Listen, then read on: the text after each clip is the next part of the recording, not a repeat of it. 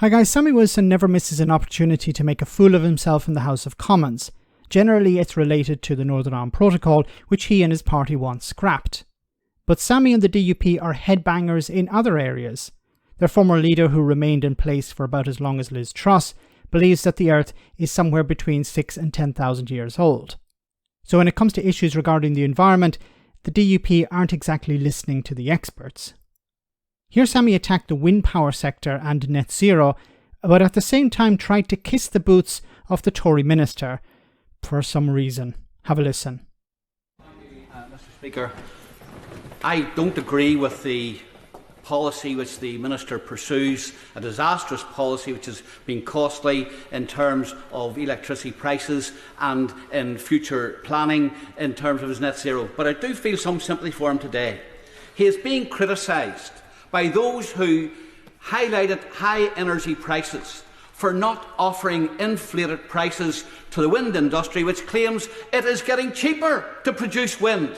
And yet, of course, they're wanting higher prices, and because they weren't offered that, they wouldn't bid in the auction. But is the real reason not that for the first time he has refused to allow those who bid to walk away from their contract for different agreements and price electricity at whatever price they want, and therefore have inflated profits? And does that not indicate to him that the wind industry knows it can't produce electricity cheaply and wants the system balanced in favour of them?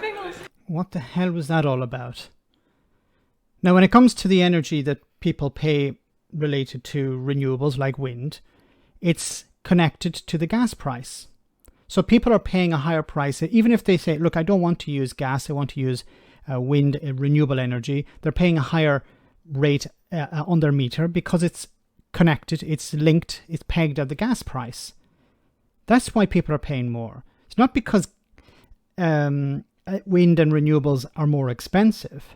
The minister actually points this out.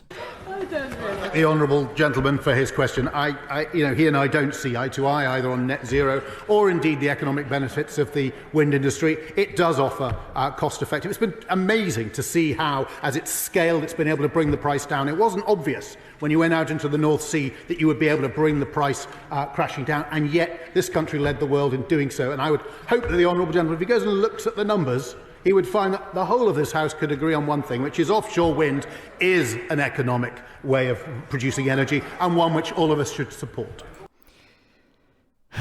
The DUP don't understand these things. The DUP are anti-environmental policies. They're anti, even if they're coming from the Tories. Like, they're kissing the boots of the Tories at every turn. I really don't understand this. You know, the Tories have thrown them under a bus when it comes to Brexit, but at every turn they try and kiss their behind. But when it comes to environmental policies, the Tories and the Labour Party are on the right side when it comes to wind, at least. And the DUP are criticising this. You want to help out the wind sector.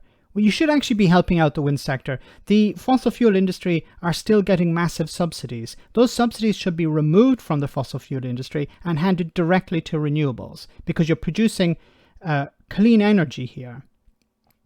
You're helping the country arrive at its net zero target.